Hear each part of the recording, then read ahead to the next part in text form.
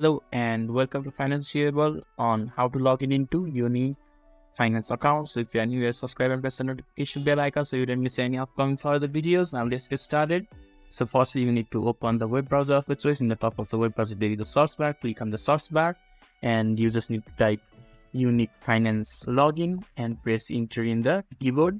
And the source results will be shown to you. You just have to scroll down a little bit, and when you see the login in the uniquefinance.ltd, you just have to click on that source result and their login portal will be opened right in front of your screen. And you just have to scroll down a little bit and you can see the form that you need to fill up.